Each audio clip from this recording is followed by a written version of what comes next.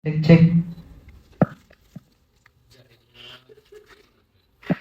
Baik, bismillahirrahmanirrahim. Assalamualaikum warahmatullahi wabarakatuh.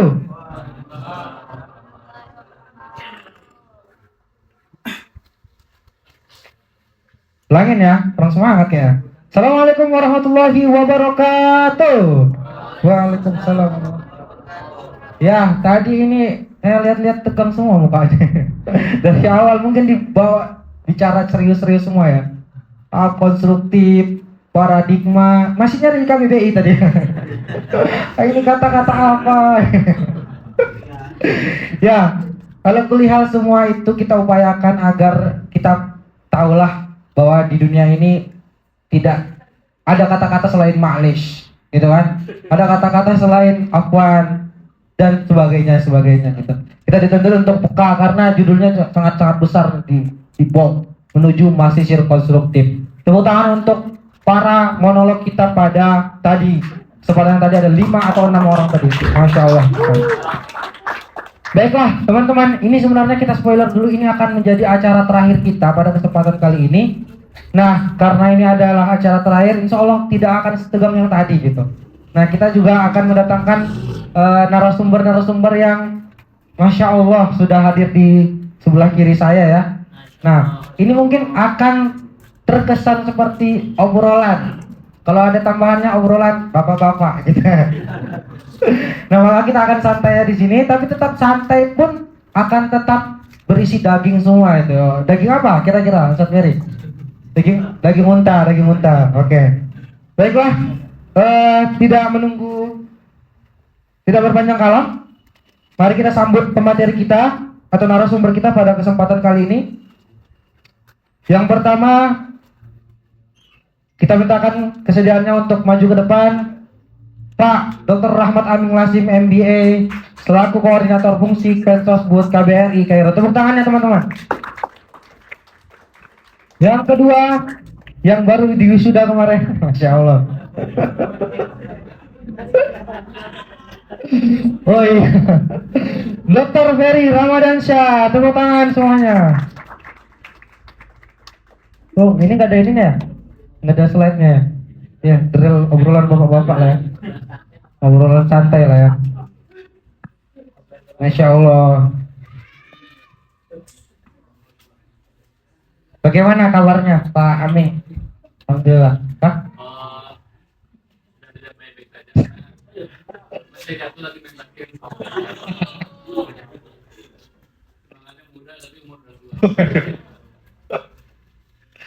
Kalau Ustaz Ferry, gimana? Apa kabar ini tadi? Alhamdulillah ya. Gimana? Udara kita pada cuaca kita pada hari ini lumayan ekstrim lah ya. Hujannya cuma bentar. Tapi kenangannya itu loh. Wes. Apa kenangannya? Gak ada kenangan. Dingin. Oh, kenangan. Terima kasih sudah disapu. Nah, di awal saya ingin membacakan dulu cara singkat aja sederhana tentang CV dari kedua narasumber kita yang insya Allah sangat luar biasa. Karena ini tadi disampaikan MC, kita akan bercerita tentang kehidupan pasca aktivis. Tentunya nanti kita akan dapat apa ya, kalau dari bahasa Ustadz Luwak tadi, kita dikasih kesempatan gitu untuk merefleksikan diri dari narasi-narasi yang nanti akan kita dengar gitu.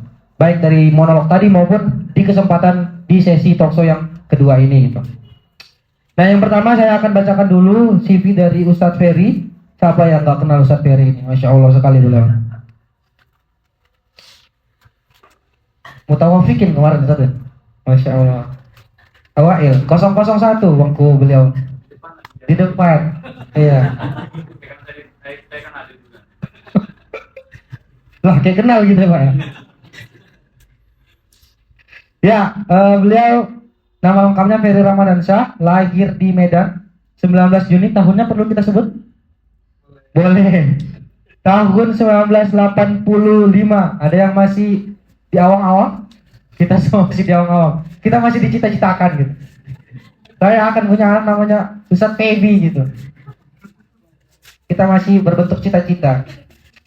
Nah, pendidikan beliau dari SD sampai Madrasah Aliyah itu ada di Medan, itu tidak perlu saya detailkan. Kemudian S1-nya di tahun 2009 1999 itu di Universitas Al-Azhar. Kemudian beliau menyelesaikan S2 di Institut Agama Islam Negeri IAIN gitu kan. Dulu masih IAIN, sekarang udah UINSU gitu. Mirip lah sama kita, UIN Azhar, yes. Kemudian tahun kemarin baru saja menyelesaikan S3-nya di Universitas Kairo gitu. Beliau ini punya pengalaman kerja yang didominasi di bidang pendidikan gitu, dari guru, dosen, masya Allah sekali. Kalau kita bacakan di sini ada dosen UINSU, kemudian dosen potensi utama, dosen politeknik, dosen STAI As-Sunnah, pengajar Arfa Institut, pengajar Ma'had Jabal Nur, pengajar Ma'had Abu Ubaidah. Semua beliau ajar, gitu kan? Masya Allah. Nah, yang paling kita kenal di Mesir tentunya ada Muslim Cendekia Center MCC. Nah, siapa yang tidak tahu MCC, dan beliau inilah foundernya. Tepuk tangan untuk Ustaz Ferry. Kemudian Pak Aming, singkat saja di sini ternyata satu slide teman. Beliau adalah koordinator fungsi Pensosbud KBRI Kairo. Kalau nggak salah Pensosbud itu ini ya Pak, penanggung jawab perlindungan WNI, penerangan sosial budaya, betul nggak Pak? Enggak ya, salah. Sengaja salah. Apa benarnya Pak? Benarnya kira-kira apa Pak? Penerangan sosial. Udah bener Pak, bener tadi Pak. Bikin panik aja Bapak ini. Oh iya ada perlindungannya. Soalnya kalau Google kadzalik ada perlindungannya. Nah, pendidikannya pendidikan beliau alumni Universitas Pajajaran, S3 Hubungan Internasional, Masya Allah, dari Abu Dhabi University, S2 yang MBA yang kita bacakan tadi, kemudian Islamic Scientific Institute, kemudian alumni Ponpes Darussalam Ciamis, Madrasah Aliyah program khusus, Masya Allah sekali. Adakah? Oh iya, Masya Allah, antum next farming. Nah, beliau di sini telah melalui banyak sekali karir profesional. Sini ada penugasan di KBRI Abu Dhabi, KJRI Jeddah, KBRI Kairo yang sekarang. Kemudian penugasan singkat ada di Arab Saudi, Mesir, Lebanon, Suriah, Yordania, Kuwait, Qatar, Oman, Yaman, Cina, Jepang. Wah, ini kalau selebgram zaman sekarang banyak benderanya ini. Iya kan? Banyak benderanya nih. Aduh. Kemudian di sini pelatihan juga ada. Ini apa nih Pak? Slingendel Institute for Diplomasi, Den Haag, Belanda, Masya Allah. Timnas pusat. Dari Labor Migration Academy Turin, Italia. Kemudian penerjemah resmi Presiden Republik Indonesia UI, Masya Allah. Tepuk tangan untuk Pak Aming. Masya Allah teman-teman yang tidak diragukan lagi gitu, narasumber kita yang telah hadir di depan kita bersama ini. Nah, kalau tadi kita berbicara tentang monolog gitu, atau tadi di sesi pertama talkshow kita berbicara tentang aktivisme gitu.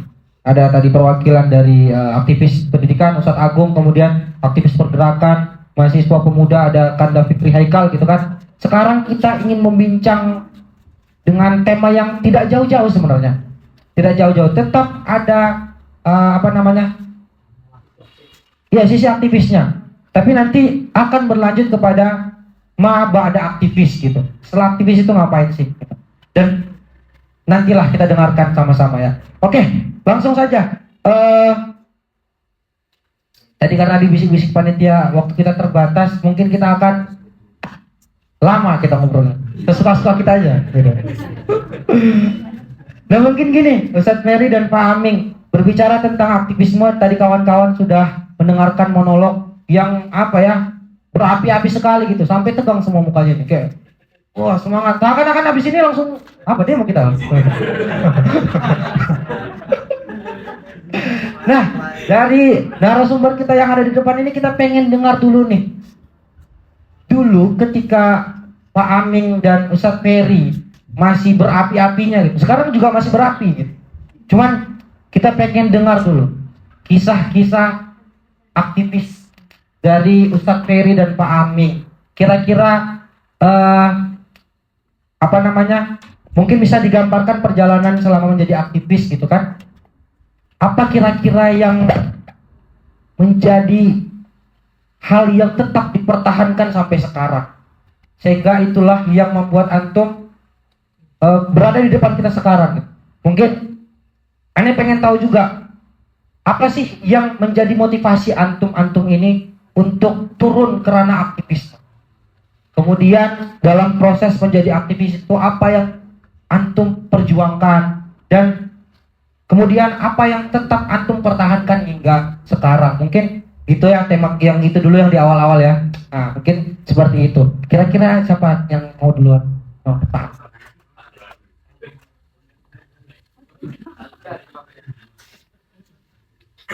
Bismillahirrahmanirrahim.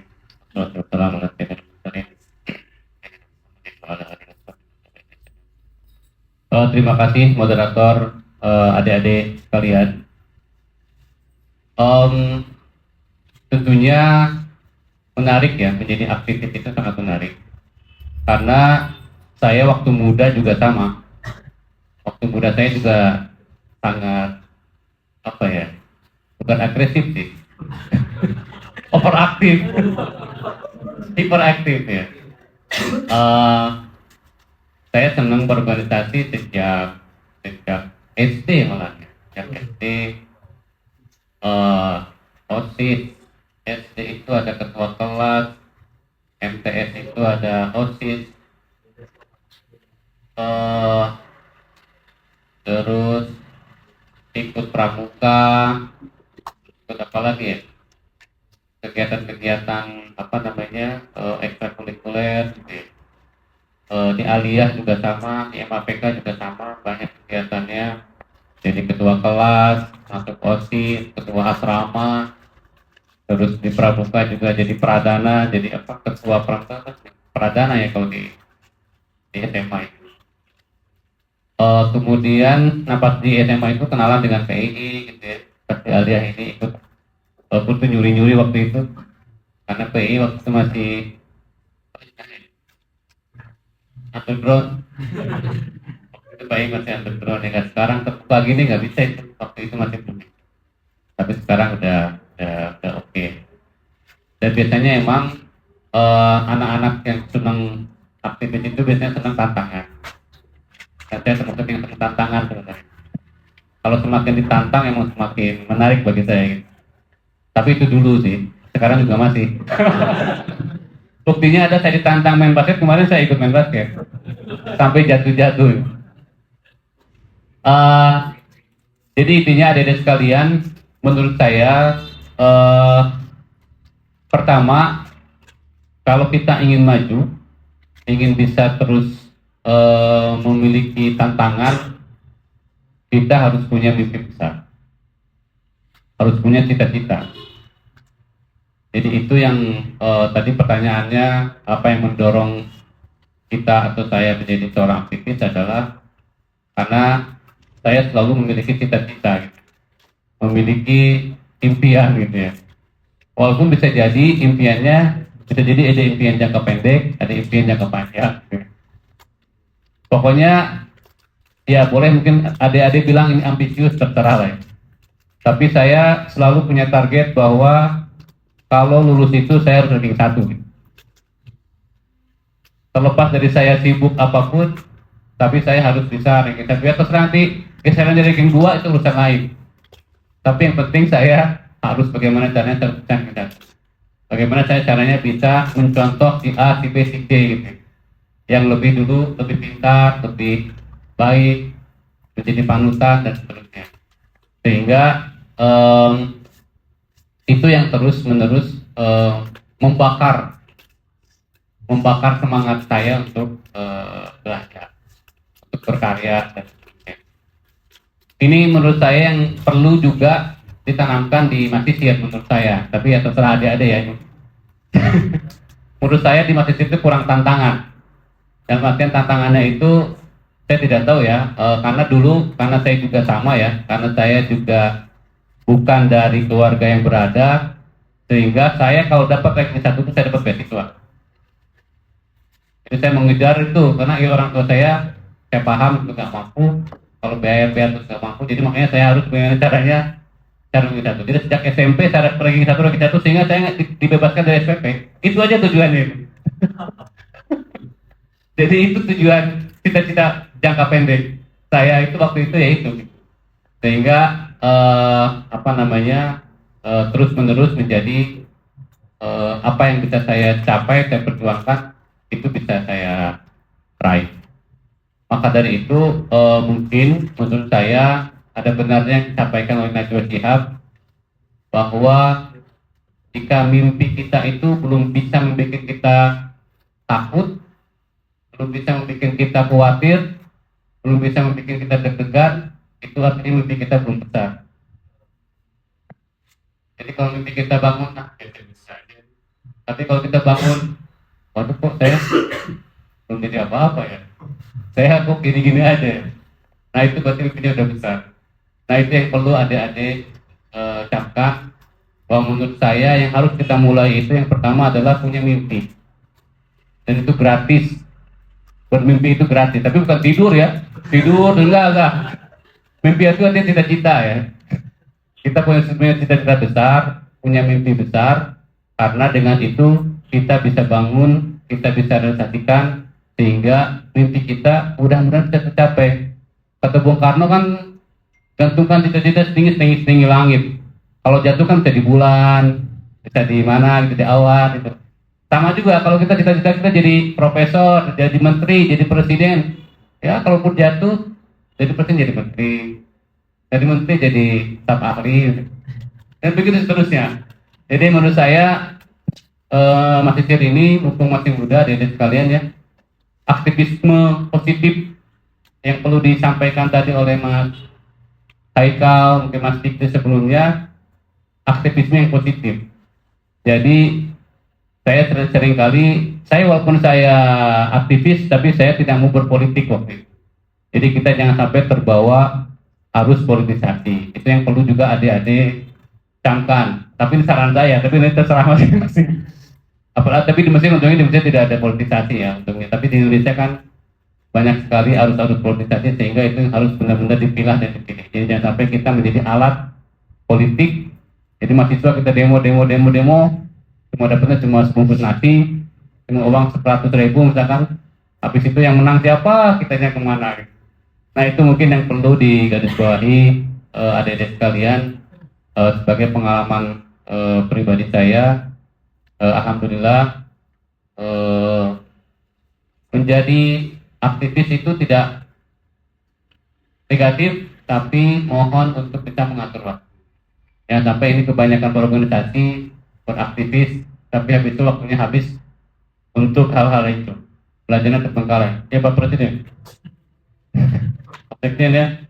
Saya selalu bilang begitu, jangan sampai kita, gak apa-apa, saya juga senang berorganisasi, waktu muda juga saya senang berorganisasi gitu. Senang kumpul-kumpul, senang. Cuma jangan sampai waktu kita habis untuk kelompok-kelompok saja. Belajarnya kita juga tetap. Jadi kepala kita harus berisi, mulut kita juga harus berisi, hati kita juga harus berisi. Mungkin segitu dulu Pak Moderator, nanti dilanjut, monggo. Tadi ada, tepuk tangan dulu. Ya, kita lanjutkan aja Ustaz Ferry ya, biar nyambung. Oke, baik. Bicara soal aktivis ini bicara satu hal yang bagi saya secara pribadi itu tidak akan pernah berhenti kecuali manusia keturunan dapat. Sebab kata aktivis itu kan sebenarnya bagi kita yang memahami tentang konsep Islam ya, ketika Rasul mengatakan khairun nas anfa'un linnas, ini sebuah landasan filosofis. Siapapun kita harus memberikan manfaat dengan cara di usia muda kita harus aktif. Maka kaitan dengan aktivis itu adalah kaitan seorang pemuda yang di usia sejak dia sebutlah, walaupun definisi pemuda itu berbeda-beda, artinya puncak dari kematangan kita sebut dengan pergerakan itu ada di mahasiswa. Makanya tadi seperti tadi yang disebutkan, kalau dulu yang di era 98 itu misalnya, waktu itu saya juga masih kecil. Nah, tapi kita melihat gerakan-gerakan mahasiswa itu, memang mahasiswa itu selalu menjadi garda terdepan. Maka saya juga mendefinisikan ketika saya pertama kali mengawali debut saya sebagai aktivis saat itu tahun 2003 atau 2004 saya datang ke Mesir, itu saya bergabung di PI. Jadi riwayat pendidikan saya, training saya di PI itu lengkap dari mulai kader basic di tahun 2004, lalu kemudian kader intermediate-nya sama advanced training itu 2009. Waktu itu kita kader intermediate-nya itu kalau misalnya kawan-kawan PI itu pernah tahu itu almarhum Bang Zubair yang meninggal beberapa tahun yang lalu, yang dari Sulawesi itu instruktur kita waktu itu datang dari PP gitu ya. Nah maka meskipun ada sedikit perbedaan itu dari lingkup yang kita garap gitu ya di PI kita yang ada di Mesir dengan mungkin PI yang ada di Indonesia gitu ya. Nah maka saya melihat begini, satu hal yang sampai sekarang pun kalau misalnya saya katakan walaupun sedikit berbeda dengan makna daripada aktivitas itu sendiri, ketika kita bergerak, ketika kita berbuat untuk orang lain, itu masih tercerminkan di bawah aktivitas kita. Dan sampai kapanpun saya katakan, karena saya mungkin dibesarkan, tumbuh berkembang dalam lingkungan akademik, ya, maka sampai saat detik ini dari mulai saya sejak 2003 kemudian sampai 2023-2024 riwayat singgung kependidikan saya itu ya murni dengan gerakan-gerakan pendidikan gitu. Sampai sekarang itu mungkin sejak tahun 2020 lalu tuh saya melihat ini ada satu hal yang setiap orang itu bisa melakukan sesuai dengan porsinya gitu. Nah di tahun 2020 ketika itu dan kita dinaikkan dengan kegiatan saya saat ini ya, 2020 itu masa yang saat ketika saya datang di 2017 itu saya sudah selesai tahun ini pulau. Nah saya lihat di sini ada kekosongan gitu. Kalau dulu tahun 2023 hingga 2029 itu kita bergabung dengan teman-teman memikirkan bagaimana nih membuat satu hal yang sifatnya kontributif untuk mahasiswa bisa bergabung di PII gitu ya, kemudian melakukan kegiatan-kegiatan training dan lain sebagainya sehingga kawan-kawan mahasiswa itu punya gambaran bagaimana sih soal manajemen organisasi gitu ya. Bagaimana hal-hal yang kita pelajari bersama di PII itu bisa juga turut bisa dirasakan oleh teman-teman mahasiswa umumnya. Tapi ketika saya kembali lagi tahun 2017 misalnya, di 2017 saya seperti itu dapat sponsor dari LGBT untuk melanjutkan pendidikan saya di bidang yang kedua di KLU University. Hingga 2020 saya menamatkan tahun saya dan ketika itu saya merasa kosong. Nah, seorang yang memiliki jiwa aktivis itu dia tidak akan pernah tenang dan tidak akan pernah berhenti dan nyaman dalam kondisi zona aman gitu. Jadi ketika saya tidak ada kegiatan untuk belajar yang serius lagi, maka saya membuat kegiatan sebuah tempat pembelajaran yang disebut dengan MCC. Dan MCC itu ketika itu lahir itu adalah rasa keterpanggilan saya sebagai aktivis. Aktivis yang kalau kita definisikan ya, aktivis pendidikan lah kita katakan.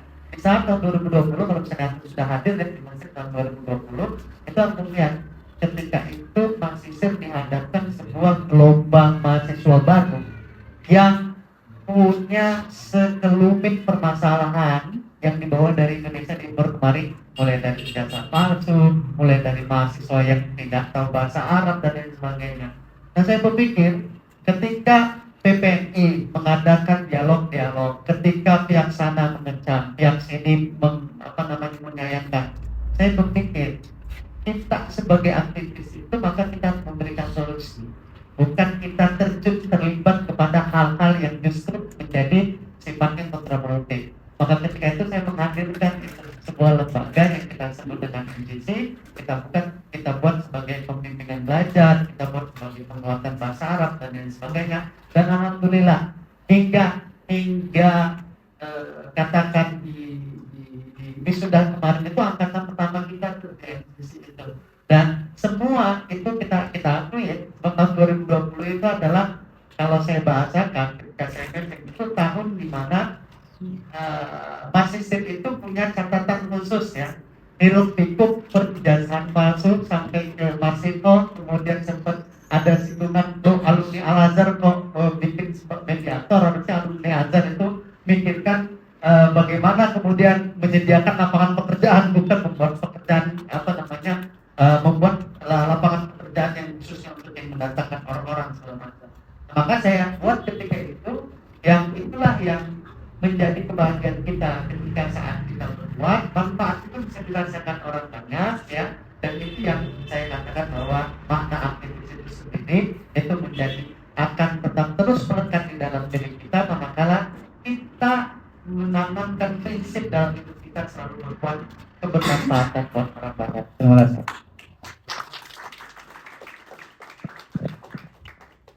Waduh, sangat menyala ya. Insya Allah. Tadi kalau kita kalau kita simak baik-baik dari Ustadz Ferry, banyak sekali hal-hal yang bisa dijadikan ini ya prinsip kita dalam menjadi aktivis gitu. Yang mana tadi khairun nasi anfa'uhum linnas gitu. Jadi beraktivis itu tujuannya adalah memberikan manfaat, bukan cuman jadi mahasiswa kura-kura. Ada yang tahu mahasiswa kura-kura? Kuliah rapat. Nah, gitulah kita ya. Siapa tuh? Aduh. Tadi juga ada kata-kata yang menarik ya. Beliau merasa tidak nyaman, padahal lagi di zona nyaman. Nah, itu cukup menarik gitu. Artinya ketika berada di zona nyaman dan kok nggak ada apa nih sesuatu dari diri kita yang masa kita nggak berbuat sesuatu gitu. Nah, akhirnya terdorong untuk menghadirkan sesuatu. Tadi juga di di tahun 2020 kata beliau dengan berbagai macam permasalahan yang kompleks tadi. Nah, aktivis itu menurut saya dari apa yang beliau sampaikan itu tidak serta-merta mengikuti arus gitu. Orang bilang A semua dia ikut A gitu. Jadi tetap ada harus nilai kritisnya gitu. Nah, dari seluruh pilihan opsi untuk berjuang gitu, beliau melihat satu opsi yaitu ya udah kalau semua udah ada nih yang ngisi pos untuk mendesak. Udah ada nih yang ngisi pos untuk memberikan tanggapan. Saya harus ngisi pos yang menyediakan solusi, gitu kan? Maka hadirlah MCC sebagai solusi yang alhamdulillah bertahan hingga sekarang. Tepuk tangan untuk Ustadz Ferry. Tadi dari Pak Aming juga ada satu kata kunci besar gitu. Ya kita menjadi aktivis ini harus punya mimpi besar gitu. Kita harus tentukan goals kita di depan sana sehingga kita mengarah pada arah yang jelas, bukan berliku-liku, kadang ke kanan, kadang ke kiri. Orang bilang A, kita bilang A, orang bilang B, kita bilang B gitu kan. Jadi harus tetap punya tujuan yang jelas. Nah, sebaik-baik tujuan adalah tujuan yang mendekatkan kita kepada jannahnya Allah.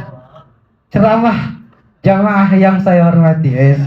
Nah, ada satu yang menarik teman-teman. Kalau kita lihat narasumber kita pada kesempatan kali ini, itu tadi juga udah disinggung. Beliau berdua ini adalah aktivis yang tidak sama sekali menomorduakan pendidikan, gitu kan? Bahkan menjadikan pergerakannya seirama dengan perjuangan di pendidikannya, gitu. Nah, itu menjadi hal yang menarik gitu. Ketika kita melihat fakta di lapangan sekarang, bahwasanya mahasiswa itu masih banyak yang gagal di dalam ujian Al-Azhar, gitu.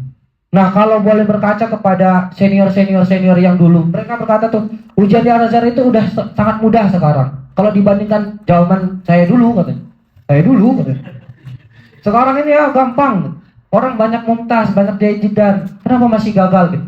Wah, iya juga, itu tamparan buat kita. Nah, yang menjadi pertanyaan sekarang, kita nih yang sebagai aktivis sekarang nih, kira-kira Ustadz Ferry dan Pak Aming, apa kira-kira yang menjadi prinsip dari Pak Aming dan Ustadz Ferry gitu, yang mana dalam proses beraktivisnya itu tetap menomorsatukan pendidikan gitu, sehingga kalau bisa kita bilang seimbang. Mungkin bisa tuh tip and tricksnya kita dengarkan sama-sama di sini gitu.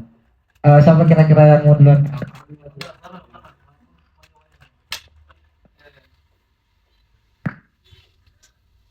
Tadi itu di mobil saya menyusun sebuah kiat gitu ya. Kiat. Saya bilangin mungkin 5T gitu ya.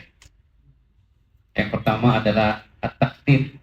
T pertama adalah taktik, atau planning gitu ya kalau bahasa keren. Yang kedua itu adalah tertib atau organizing gitu. Yang ketiga itu adalah takkid atau ensuring gitu. Yang keempat adalah tahsil atau accomplishing kalau bahasa Inggrisnya. Yang kelima adalah tatwir atau tahsin, developing. Yang pertama mungkin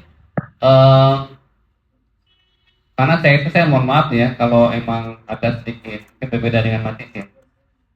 Saya itu orang yang penuh rencana gitu sebenarnya. Mohon maaf.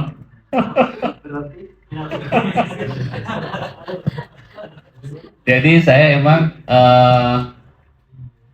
terbiasa gitu ya, dan dibiasakan sejak di pesantren itu emang saya punya schedule.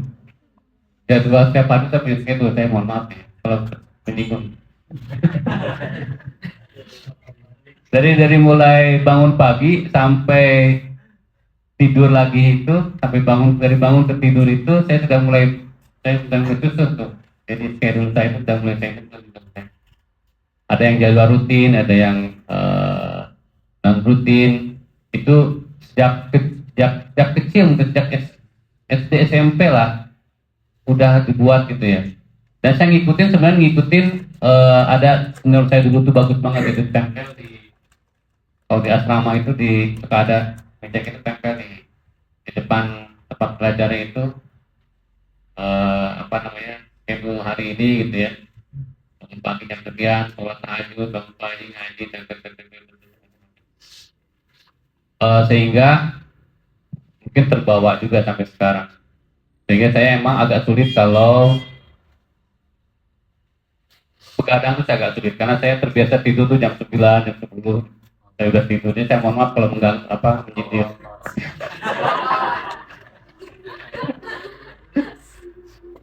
Dan saya bangun pagi gitu karena planning saya emang selalu begitu gitu ya dari sejak kecil. Jadi yang saya harapkan adalah teman-teman juga bisa, pertama itu harus ada rencana hidup ini, rencana kuliah kapan selesainya, rencana nikah kapan, bagi yang belum nikah tadi. Nah itu dalam manajemen hidup menurut saya itu sangat penting. Planning itu sangat penting dalam manajemen hidup, terutama bagi belajar. Yang kedua adalah tertib, organizing, bagaimana mengorganisasikan itu semuanya. Jadi bagaimana adik-adik sekalian itu mengorganisasikan waktu, mengorganisasikan aktivitas, sehingga tidak habis waktunya itu oleh satu kegiatan saja. Saya meskipun sibuk gitu ya, saya harus menyempatkan waktu untuk membaca. Membaca apa aja itu, yang penting bermanfaat ya. Bukan hanya gosip doang yang dibaca. Membaca semua, membaca berita, membaca buku, membaca artikel, membaca makalah dan lain-lain, itu harus tetap di organizing. Yang ketiga tentunya kita harus memastikan bahwa apa yang kita lakukan itu bisa bermanfaat. Tadi kata Ustaz Ferry, bisa bermanfaat orang lain, semua buat diri sendiri, bagi keluarga, bagi saudara, bagi komunitas kita. Kita pastikan bahwa aktivitas kita itu bisa bermanfaat. Yang keempat adalah tahsil atau completing. Jadi kita bisa meraih apa yang sudah kita rencanakan. Apa yang sudah kita rencanakan bisa kita raih, sehingga benar-benar yang belum tercapai kita kasih garis bawahi gitu ya. Kita evaluasi, oh ini belum tercapai nih hafalan saya gitu. Jadi dulu juga saya sama dituntut untuk ngapalin Quran sama. Jadi tiap semester itu saya harus setor 1 juz gitu dulu. Nah ketika kita targetnya misalnya satu semester 2 juz untuk tercapai, mulai gelisah saya. Oh gimana caranya? Karena harus ke depan tuh, maju ke depan satu-satu, setor ke guru kita gitu ke depan. Itu bikin kita deg-degan, bikin kita khawatir dan takut. Nah itu salah satu contoh saja. Kemudian ketiga, yang kelima tentunya adalah bagaimana kita bisa developing ya, takwir, bisa mengembangkan diri kita, Saya ya walaupun saya birokrasi gitu ya, pemerintahan, tapi saya senang dengan pendidikan. Saya senang dengan sama Ustaz Ferry, sebenarnya saya senang. Dengan yang dilakukan Ustaz Ferry itu saya sebenarnya ingin mencontoh beliau. Jadi saya kalau mau jujur, saya juga punya yayasan gitu di Indonesia, yayasan kemanusiaan. Jadi saya sejak COVID kemarin itu, saya bikin lembaga atau yayasan kemanusiaan untuk membantu desa-desa yang tidak punya air bersih, yang tidak punya masjid, tidak punya musola gitu ya. Nah kami membantu mencarikan donasi bagi mereka yang membutuhkan air bersih. Nah ini juga mungkin salah satu bentuk kepedulian kami kepada sesama. Selain saya juga pernah mengajar, pernah jadi dosen di UPN. Sekarang saya juga dosen di Universitas Dharma Wangsa Medan, jauh tepatnya Pak Ustadz Ferry. Nah ini maksud saya adalah bentuk bagaimana seorang aktivis itu tidak pernah berhenti untuk memberi.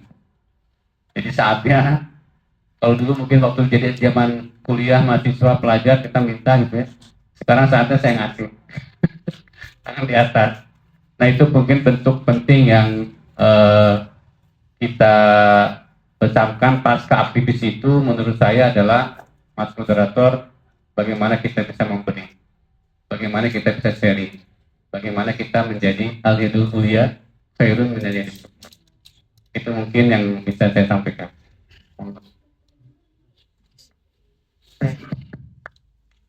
Ya, tadi pertanyaannya tentang aktivis dengan pendidikan ya. Oke, baik. Ini pertanyaan sebenarnya yang inline ya. Kenapa kalau misalnya saya itu ditanya organisasi apa yang paling cocok, paling penting buat saya itu ya PI saya tanya. Kenapa?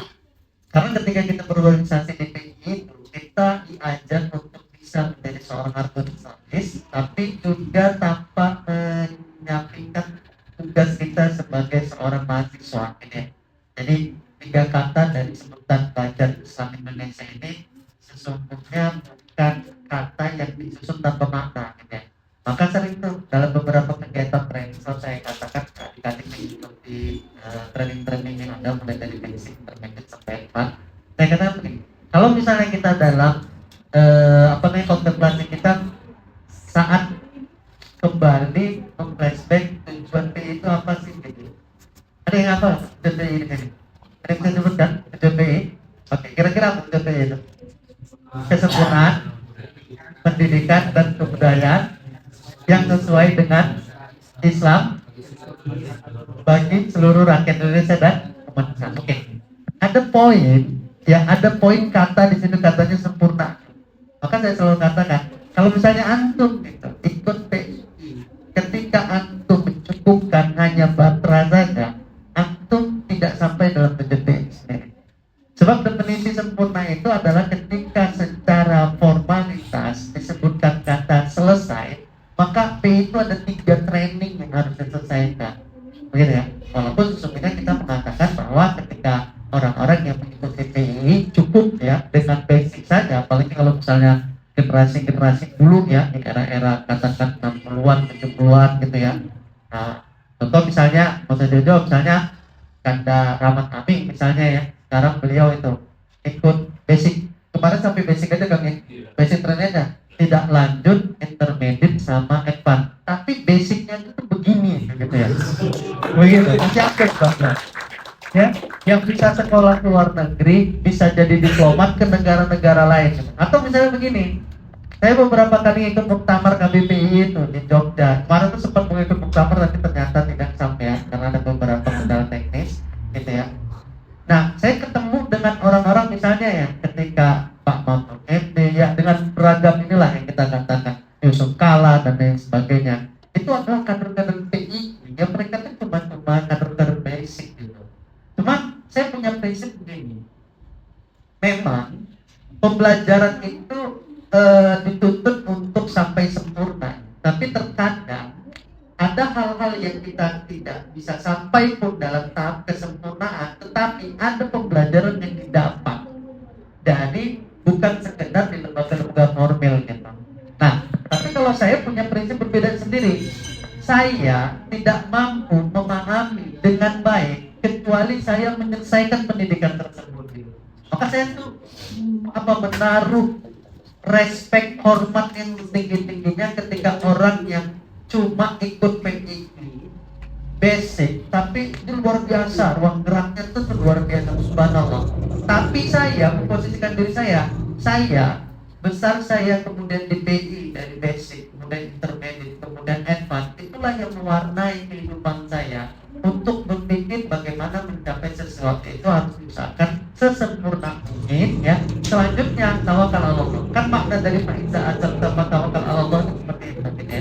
Maka saya selalu katakan tuh, kalau di PI ada jenjang sampai advance running ya, di pendidikan itu ada jenjang sampai doktoral.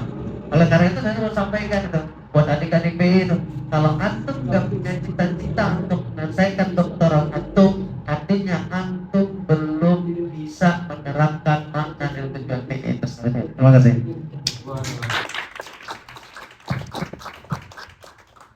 Waduh, gimana? Sudah dapat pressure ya? Masya Allah ya.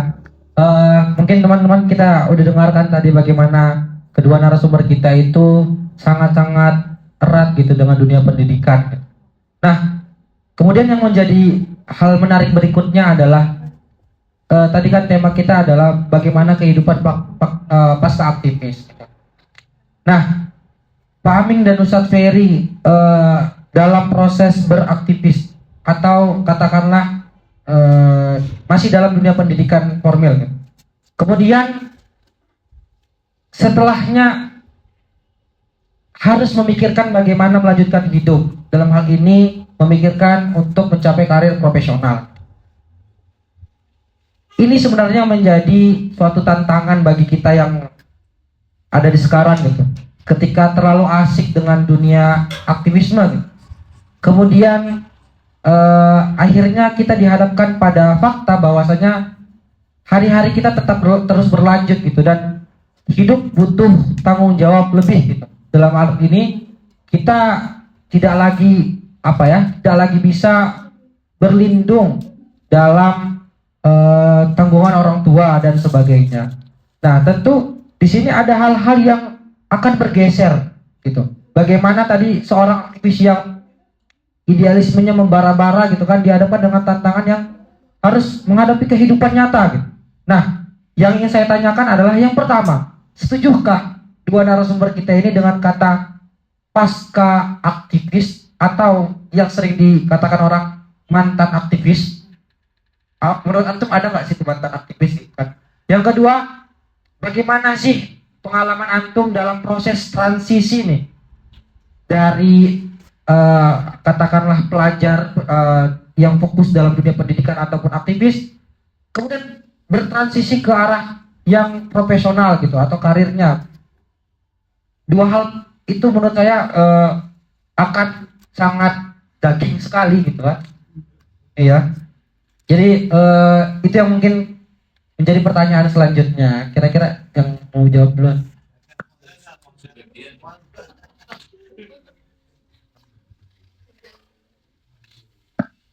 Kalau saya cenderung tidak sependapat ya kalau ada mantan aktivis. Kalau saya, kita bisa berbeda pendapat. Karena menurut saya aktivis itu long life gitu ya. Jadi long life proses lah kalau boleh. Jadi selama hidupnya itu dia akan menjadi seorang aktivis yang terus memperjuangkan nilai-nilai yang dia anut, nilai-nilai yang dia ikuti. Jadi kalau saya pribadi mungkin tetap saya Ustadz Ferry sebagai aktivis, saya Haikal, Mas Fikri, siapa lagi di sini yang mantap, tetap menjadi aktivis tapi periode tertentu. Tapi dia akan terus menjadi aktivis sampai akhir. Itu yang pertama, Mas. Yang kedua tadi apa ya?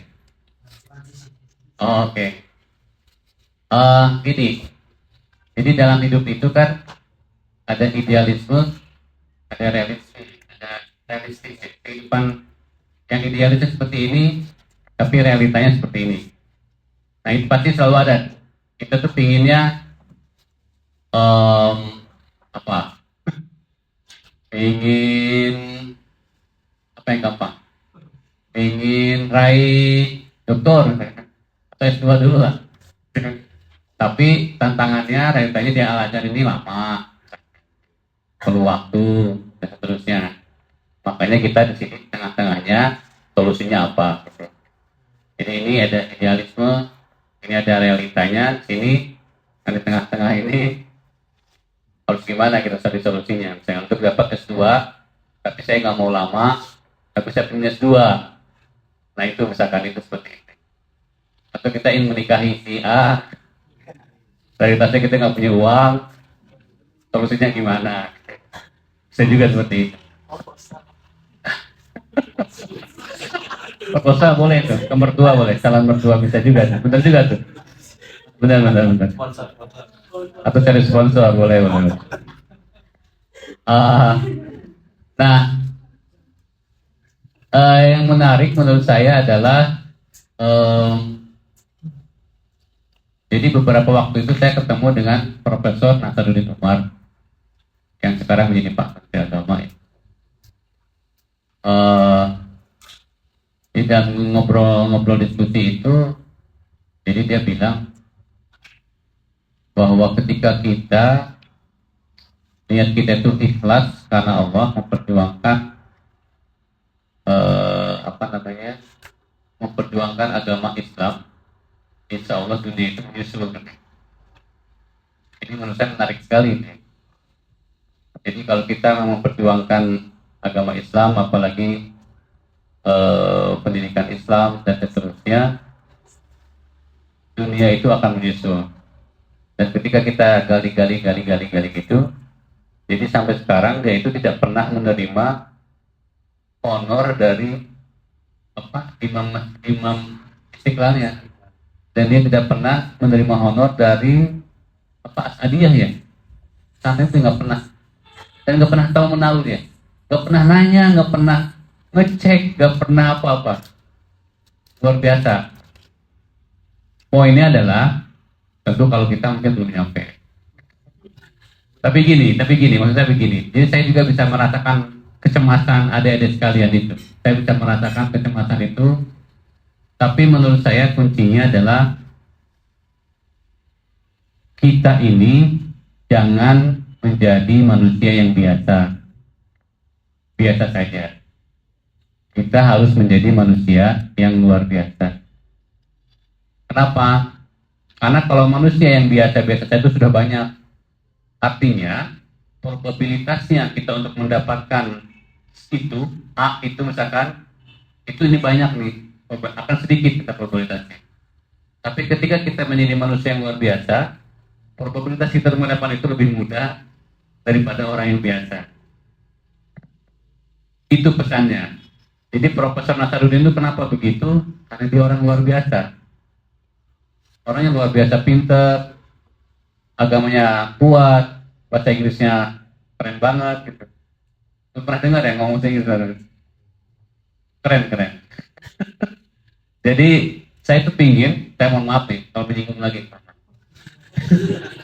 Saya tuh pingin, jujur aja, saya tuh pingin anak-anak Nasisir ini jago bahasa Arab, jago ilmu agama, jago bahasa Inggris. Menerangkan ilmu agama dengan bahasa Inggris. Keren. Nah ini udah dimotori oleh Ustadz Ferry itu. Ustadz Ferry udah bikin MCC. Biar teman-teman itu apa sih diksi-diksi dari tauhid kita ini, istilah-istilah fikih dalam bahasa Inggris gitu ya. Karena tantangan menurut saya, tantangan dakwah ke depan itu bukan dengan sesama muslim. Tantangan dakwah ke depan kita itu adalah dengan non-muslim. Kalau dengan muslimah kita mudah lah, cukup dengan bekal satu ayat, satu hadis, mohon maaf itu. Tapi dengan non-muslim nggak bisa kita bawa bekal Al-Quran ini, nggak cukup tuh. Kita dengan bekal Al-Qurannya nggak cukup. Dia mereka nggak percaya kok dengan Al-Qurannya. Gimana kita mau berdakwah gitu. Dan itu menurut saya tantangan terbesar dari teman-teman Masjid itu adalah bagaimana bisa berdakwah kepada yang non-muslim nanti ke depannya. Makanya saya selalu bilang kepada Masjid itu harus menjadi manusia yang luar biasa. Adik-adik ini harus menjadi manusia yang luar biasa. Jangan mau jadi manusia yang biasa-biasa saja. Karena manusia yang biasa-biasa saja banyak. Jadi kita akan habis terus. Nah tadi kalau ngomongin, saya paham maksudnya kan ngomongin materi, ngomongin segala macam. Tapi kalau adik-adik ini berprestasi, punya nilai tambah, punya keahlian yang khusus, punya skill, ini orang tua akan nyari deh. Sampai sekarang saya tuh nyari teman-teman di sini yang bisa menulis gitu ya, nulis bagus gitu. Sampai sekarang saya tuh belum dapat tuh. Padahal saya bilang saya niatkan nih, kalau saya dapat, saya mau kasih orang ini honor lah dari saya gitu, beasiswa dari saya gitu. Sampai sekarang nggak ada. Iya betul, pasti kalau masih itu saya senangnya siapa? Tapi habis itu nggak ada lagi tuh, nggak ada WA, nggak ada ngirim apa-apa gitu, udah blong gitu.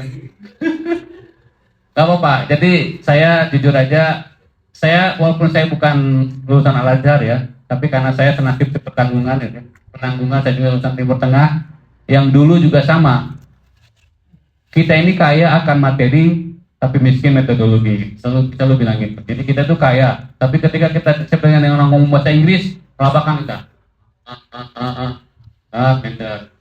Ngomong dengan orang bule, pinter. Ini yang saya nggak mau gitu. Saya tuh ingin masjid ini juga dengan bule, hayu, dengan Arab, oke, gitu. Jangan takut gitu. Ngomong bule ngomong apa, kita balas. Termasuk dengan orang-orang Cina misalnya, kita belajar bahasa Mandarin, nggak apa-apa. Bagus belajar bahasa Korea, nggak apa-apa gitu. Jadi ini yang perlu menurut saya giroh-giroh ini ya, yang perlu ditumbuhkan di masjid ini. Jadi contoh kecilnya ini emang bukan ini ya, bukan sebuah apple to apple tentunya, bukan contoh yang bagus menurut saya. Jadi ketika saya dapat cum laude di lulusan S1 itu, saya dapat hadiah 60 gram emas. Saya pernah cerita di beberapa kesempatan. Saya pernah dapat hadiah lulusnya itu 60 gram emas, karena kan Abu Dhabi kaya ya, jadi dikasihnya 60 gram emas plus cek 20.000 dirham. 20.000 dirham tuh dibagi 5.000 dolar lah. 5.000 dolar. Nah itu saya simpen, itu untuk modal nikah saya mas moderator. Jadi modal nikah saya itu, tapi jangan tahu kasih tahu isi saya.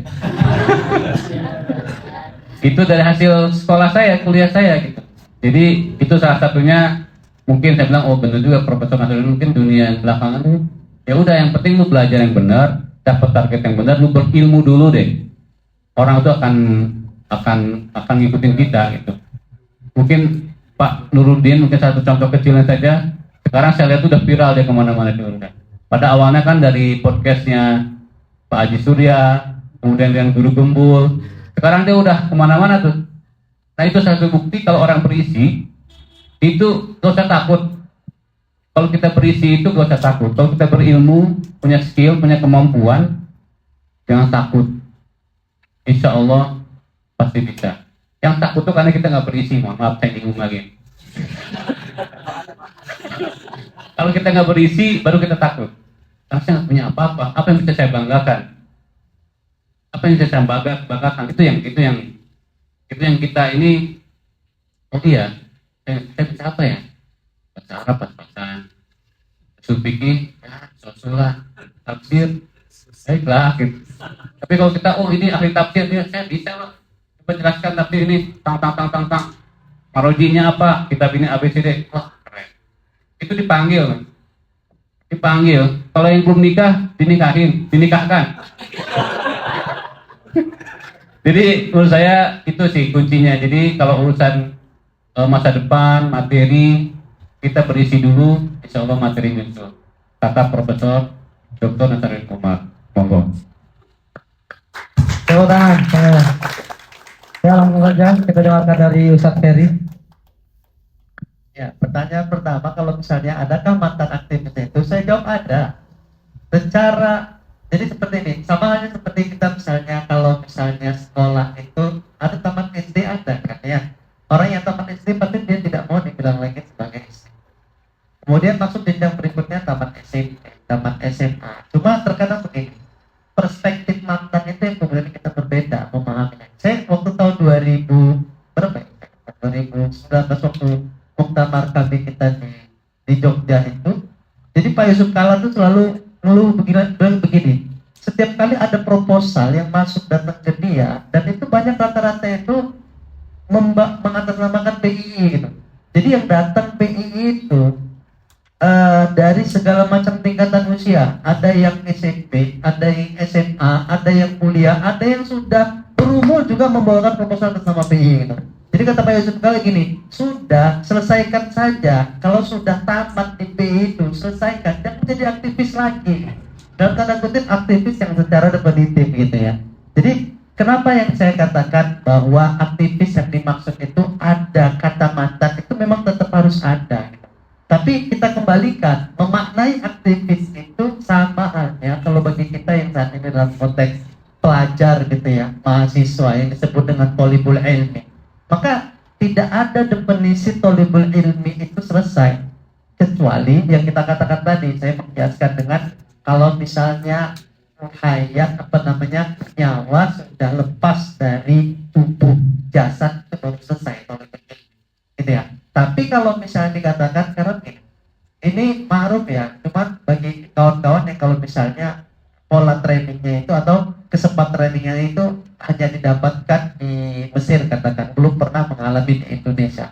Kalau misalnya kawan-kawan misalnya mengalami di Indonesia, misalnya contohnya kayak Lubang misalnya, beliau tuh sudah jadi aktivis sampai pendidikan advance training itu di Indonesia, kan gitu ya. Atau misalnya kawan-kawan yang pernah mengalami basic training di Indonesia, itu kan dengan pola-pola yang dijalankan itu kan kental sekali dengan budaya-budaya aktivis yang selalu dikenal. Namanya aktivis itu suka bawa proposal gitu ya, untuk minta dana dan lain sebagainya. Kadang ini menjadi persoalan gitu ya. Maka wajar kalau misalnya singgungan misalnya Pak Yusuf Kala itu selalu menjadi untuk kritik ya, memberikan untuk kritik kepada kita. Sudahlah berhenti jadi aktivis itu. Walaupun secara formal misalnya kita PI ya, ketika kita selesai berjuang bersama kawan-kawan di PI sebagai aktivis itu kita itu secara definisi selesai saat kita menikah. Tapi ketika kita sudah menikah, ternyata status kita berubah menjadi aktivis yang baru, jadi keluarga besar PI gitu ya. Maka ketika kita bergabung di keluarga besar PI itu sendiri, hakikatnya itu yang membuat jiwa kepean kita tidak pernah luntur gitu. Saya masih teringat dulu salah satu ada senior orang tua kita PI yang ada di Medan. Kebetulan saya asli Medan. Itu ada namanya Bang Ghazali. Dan itu tradisi budaya yang kita terapkan sampai turun-temurun. Yang namanya keluarga besar itu, rumahnya itu ibarat sekretariat 24 jam. Jadi lebih lama lagi buka ya, sekretariat rumah keluarga besar itu daripada sekretariat PW-nya gitu ya.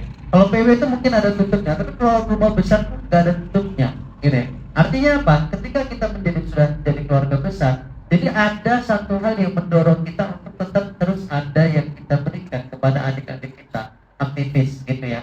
Dan kita saat itu sudah tercatat memang sebagai walaupun tidak secara definitif kita sebagai aktivis, maka ya kita tetap memiliki jiwa aktivis tersebut. Itu yang pertama. Yang kedua begini, pasca aktivis itu apakah menjadi satu hal yang kita katakan aktivis itu menghambat karir kita ke depan atau justru mendukung karir kita ke depan?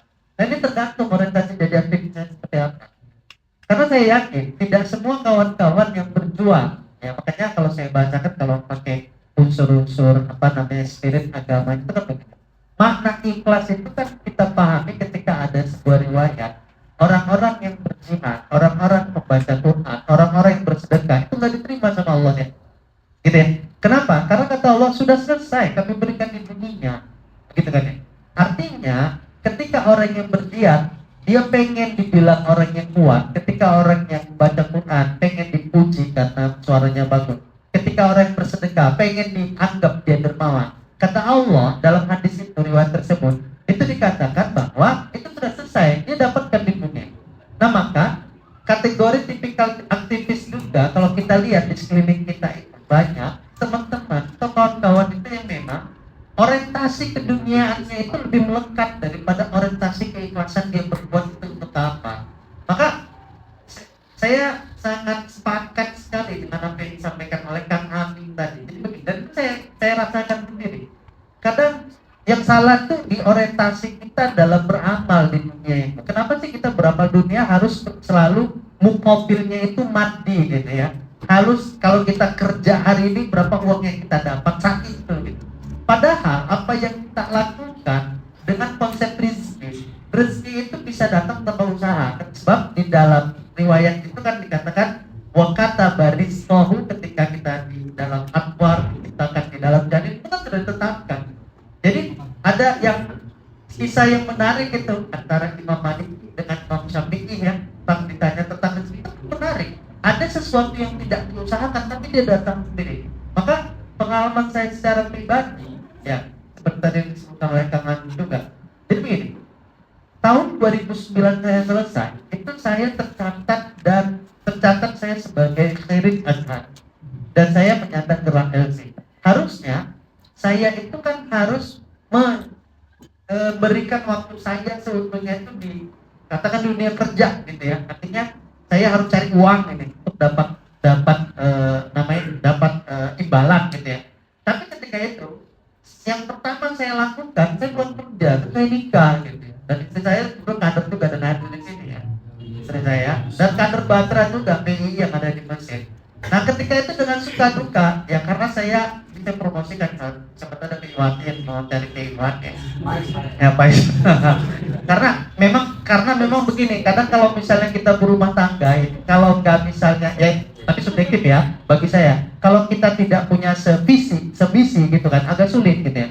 Maka saya dalam aktivitas saya di 2009 hingga 2013 itu saya masih bergerilya untuk ke beberapa daerah ya, bersama adik-adik, bukan PW, bukan pengurus wilayah, tapi pengurus daerah, bahkan ranting di dalam yang daerah-daerah itu saya ngajarkan anak-anak untuk belajar ngaji itu, belajar agama, belajar bahasa Inggris itu. Artinya itu kita lakukan semata memang keterpanggilan kita bahwa banyak yang bisa kita lakukan. Dan saya tidak pernah memikirkan, katakan begini, setiap yang kita lakukan itu kan gak mesti cash yang kita terima. Maka banyak hal yang terkadang kita lakukan, walaupun ya saya masih belum bisa ya, kalau misalnya katakan kayak di Umar misalnya dikasih jabatan kemudian tidak ngambil uangnya, saya belum bisa seperti itu, seperti yang katakan ambil itu. Tapi hal-hal yang kegiatan sosial nih, kegiatan-kegiatan yang ketika kita dibutuhkan sama masyarakat, itu berat bagi saya untuk menolak ketika saya punya waktu dan saya bisa untuk melakukannya gitu. Nah, itulah yang mungkin menjadi jawaban ketika saat interview di LPDP. Kan LPDP itu gini, ada poin yang menarik itu. Jadi kontribusi Anda saat ini dan untuk ke depan Indonesia itu apa? Saya katakan, kalau misalnya bertanya kontribusi ke saya, apa yang sudah saya lakukan sejak saya mahasiswa, saya sudah banyak melakukan untuk masyarakat Indonesia. Saya katakan, mulai saya tergabung di PII, kemudian bagaimana aktivitas di Mesir, sampai saya selesai mahasiswa pun saya tetap bergerilya ke daerah-daerah di sekitaran wilayah dan sekitarnya di daerah-daerah itu. Saya mengajarkan anak-anak gitu, yang sesungguhnya itu bukan pengajaran non formal yang saya tidak dengan serta-merta karena saya LC, saya tamatkan luar negeri, saya harus ngajar di sebuah sekolah yang gajinya gede, enggak dan seperti itu gitu ya. Jadi itu yang saya beritahukan. Terus ditambah untuk kontribusi masa akan datang. Nah, sudah hal yang semestinya gitu, misalnya contohnya apa yang kita lakukan ini kan kita semua berorganisasi. Uniknya ketika kita masuk dan terlibat besar di PII itu, kita diajarkan bahwa kita itu termasuk orang yang satu yang memahami bahwa hakikat kita sebagai seorang muslim kan gitu ya. Yang kedua, kita tidak bisa menafikan identitas kita sebagai orang Indonesia, di mana muslim kita ini menguatkan kita untuk bisa berkontribusi lebih banyak lagi untuk orang sesama satu negara kita, orang Indonesia, demi kebaikan Indonesia gitu ya. Maka siapapun kita yang besar kemudian katakan dididik di PII itu sendiri, itu kita punya orientasi keagamaan yang baik, punya orientasi nasionalisme kebangsaan baik gitu ya. Nah maka dari itu saya katakan, itulah yang kenapa kemudian di tahun 2017 itu saya dapat LPDP yang mungkin ya, LPDP ini kan satu sponsorship beasiswa yang cukup seksi ya di Indonesia, walaupun ya sampai sekarang dari dulu sebenarnya menjadi ya katakan isu-isu yang selalu diangkat di politisasi, kemudian di DPR dipermasalahkan dan segala macam. Bagi kami sebagai wardi ya, itu kami memahami benar gitu bagaimana konteks yang ketika waktu itu kita ada TK ya, persiapan keberangkatan dan lain sebagainya.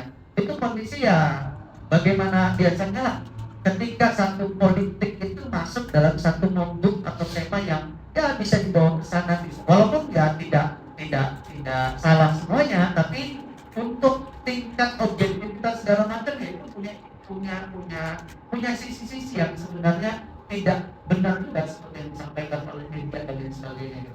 Nah, maka ketika saya diberangkatkan kembali di Mesir dan lain sebagainya, maka saya tetap bertekad tuh semua kegiatan sosial masyarakat Mesir kita katakan, saya selalu sampaikan ke istri saya, selama saya masih ada waktu, selama tidak mengganggu dengan kegiatan-kegiatan yang sangat krusial, saya akan tetap menyempatkan diri gitu.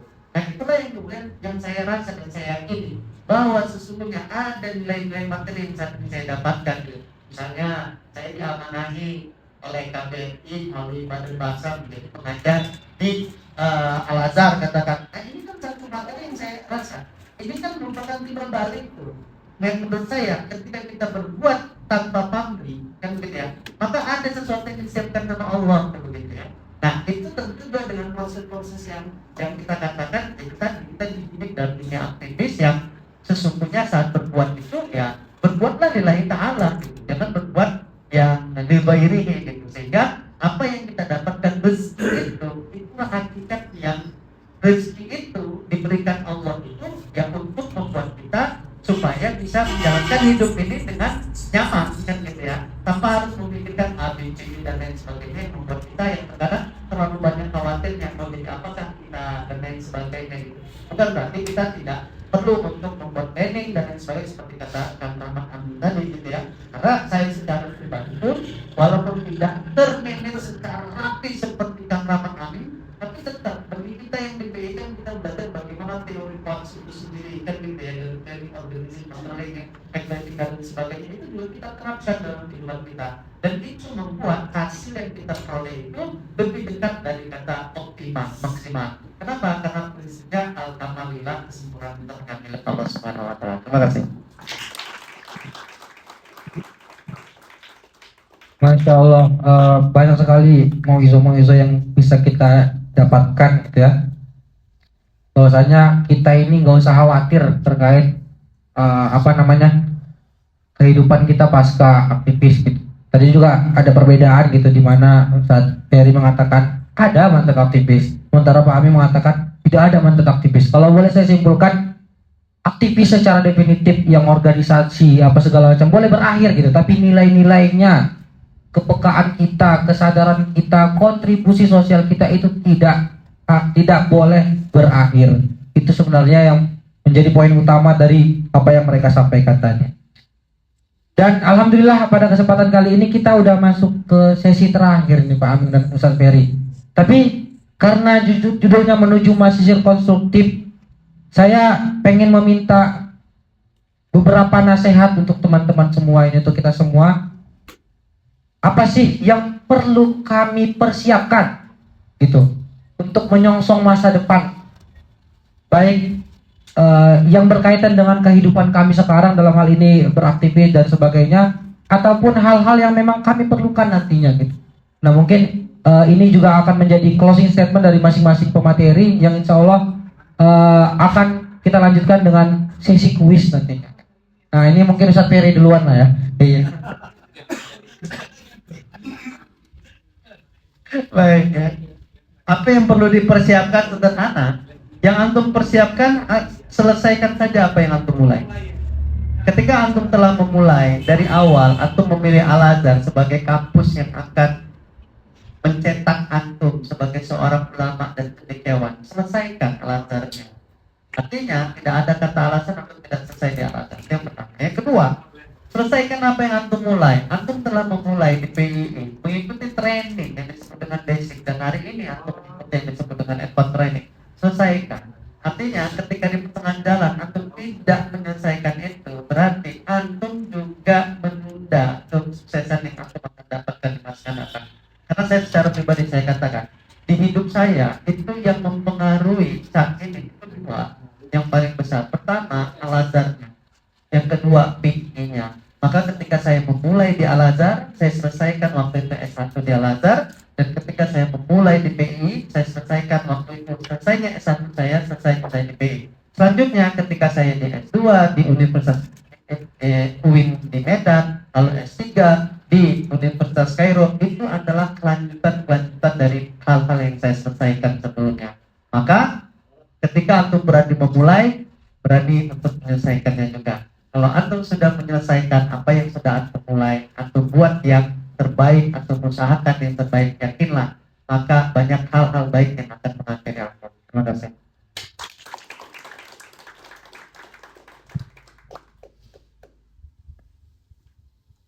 Oke, pesan saya,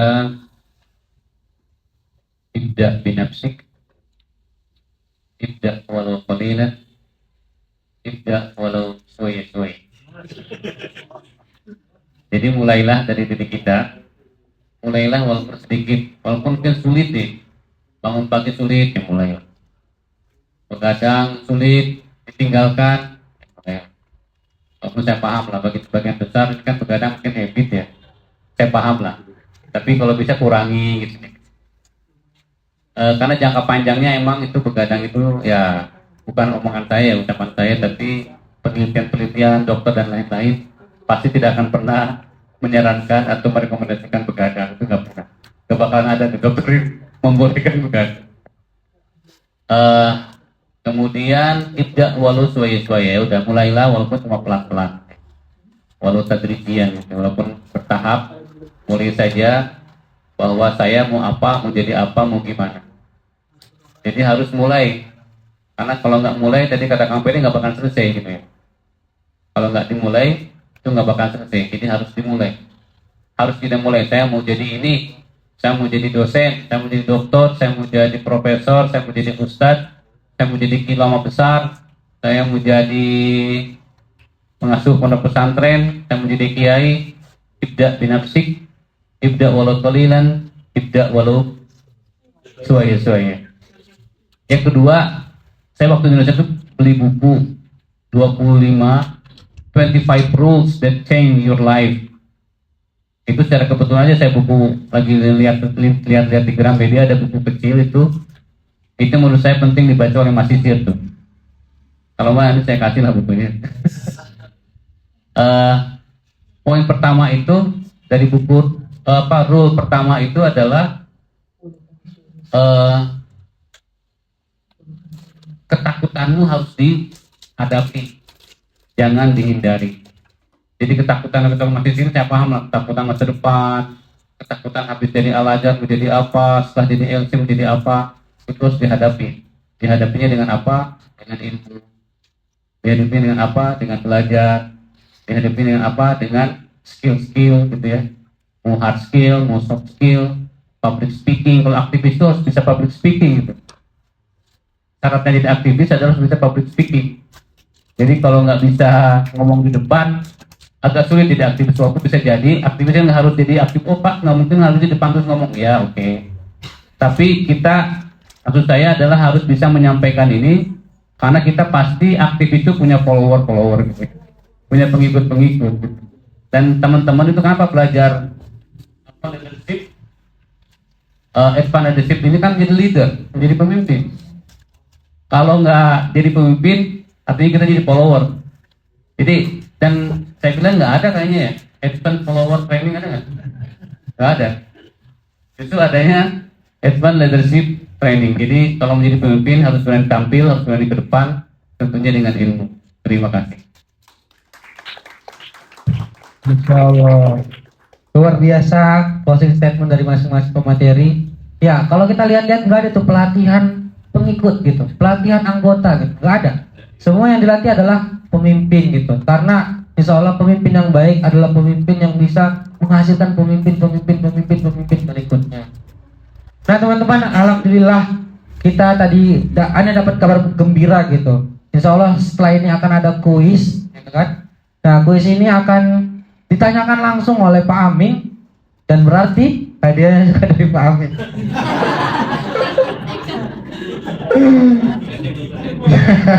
Oops. Sisa 2000 dirham, Beneran. Nah, tenang saja. Bagi yang tidak beruntung mendapatkan hadiah dari Pak Aming, kita punya 2 hadiah dari panitia insya Allah. Jadi jangan bersedih, oke? Oke, langsung saja ke Pak Aming. Oke, ini gampang saja kalau tadi mengikuti omongan saya atau mengikuti apa yang saya sampaikan gitu ya. Kalau nggak ngikutin berarti emang nggak menyimak. Sebutkan 5T. Oh, ini moderator tolong tunjuk ya, silakan. Setelah Tunjuk. pertanyaan selesai, saya hitung sampai 3. Tolong sampaikan 5T yang tadi saya sampaikan. Bagi yang dapat semuanya benar, saya kasih 200 le. Turunkan dulu. 1, 2, 1, 2, 3. Emang udah jatuh.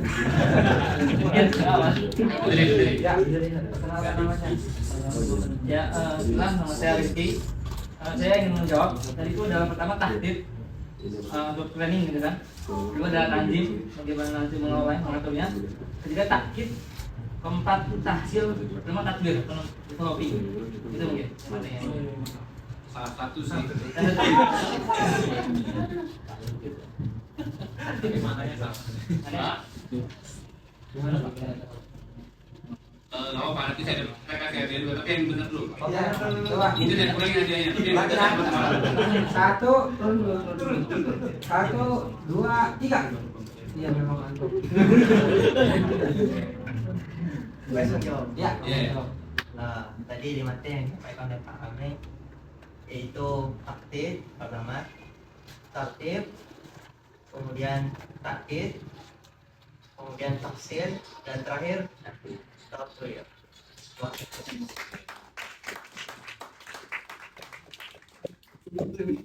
Masya Allah. Dua-duanya sih. Boleh lah. Alan. Kalau kamu maju aneh nih.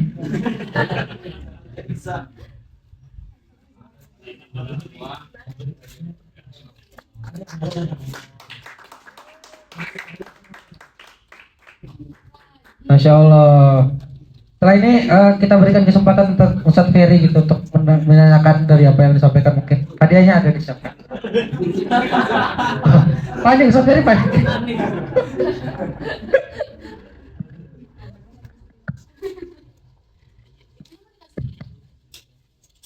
Saya apa yang saya tanya? Saya menanya bingung saya. Oke.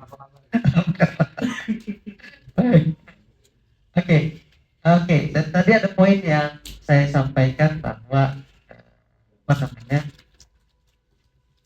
yang membedakan sesuatu yang kita dapat dengan rezeki itu poinnya seperti apa? Mungkin ada yang bisa menjelaskan apa perbedaan rezeki dengan apa perbedaan rezeki dengan yang kita terima imbalan yang kita hasilkan dari kerjaan kita. Silakan, ada yang bisa menjelaskan? Ya. Pak nih Alan. Kalau ini pertanyaannya Makoli ya. 1, 2, 3. Berat ya? Gimana? Ada? Apa perbedaan rezeki dengan sesuatu yang kita dapatkan dari hasil yang kerja kita?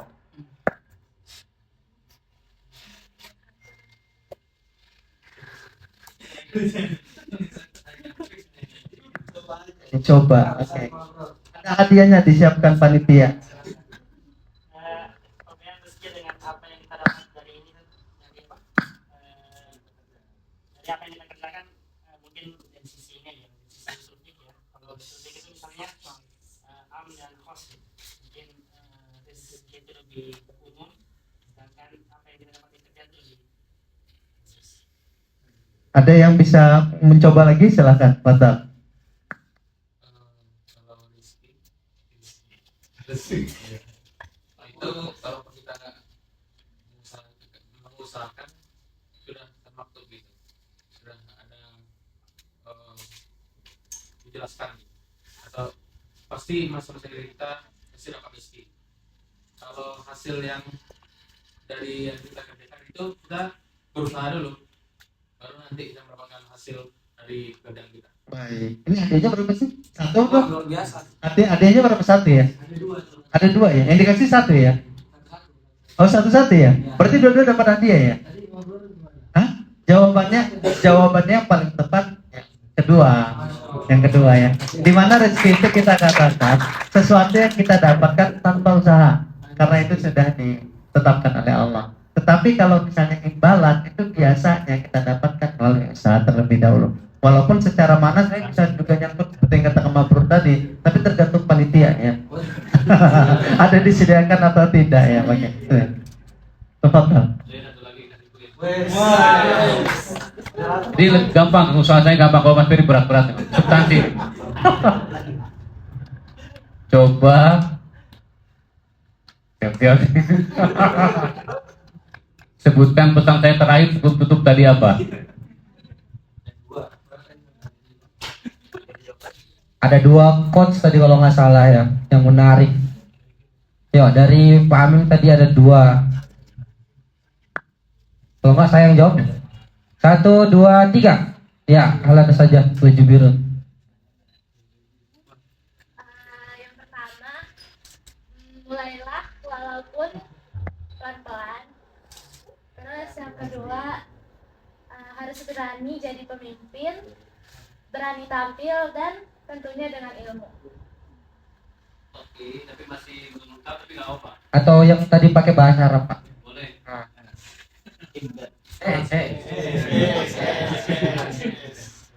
Satu, dua. Ya, coba. Panitia ada namanya bersabar. Nah, itu silakan digunakan. Ya, ahlan. Ya. Bisa aja. Yang baju, ya yang hijau apa tuh warnanya? Pakai bahasa Arab. Ya, pakai bahasa Arab. Ibda binafsik, ibda walau suayan, walau qalil, ibda suayan suayan. Oh, iya. Gak mau. Satu lagi nyapa ya? Apal nggak saja? Yang baju ini jilbab biru. Apal nggak tadi? Nggak apal. Ya, ini kita ada dua hadiah.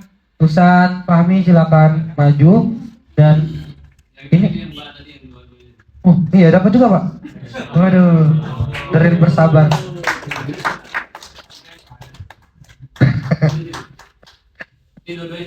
Halan.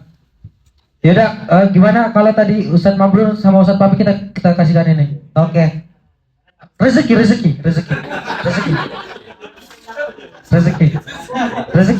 Tidak diusahakan. Drill.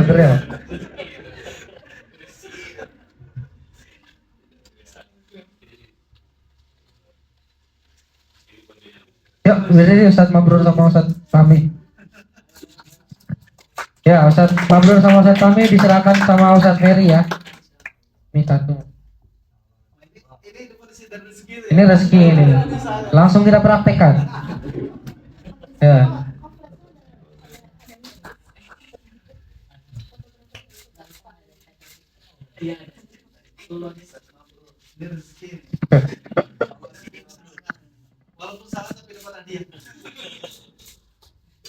Baik, tepuk tangan untuk kedua narasumber kita, Ustadz Ferry dan Pak Amin. Baik teman-teman, sedih rasanya kita sampai kepada penghujung acara. Tentunya apa yang telah menjadi obrolan kita tadi diharapkan dapat memberikan suntikan motivasi, semangat, nasihat, dan hal-hal lain yang dapat mendorong kita dalam proses beraktivis yang tadi kalau diistilahkan aktivis yang positif gitu kan. Kemudian menghilangkan kecemasan kita atas permasalahan-permasalahan yang ada di kepala kita tentang masa depan, karena ketika kita mengejar akhirat, dunia pun akan mengikuti. Itu tadi insya Allah. Masya Allah sekali. Saya mohon maaf atas kesalahan yang saya sampaikan dari perkataan dan perbuatan. Semoga apa yang menjadi obrolan kita pada malam hari ini mendapatkan keberkahan dari Allah Subhanahu Wa Taala, baik untuk pemateri narasumber kita maupun untuk kita seluruhnya dan panitia juga. Akhirul kalam, assalamualaikum warahmatullahi wabarakatuh.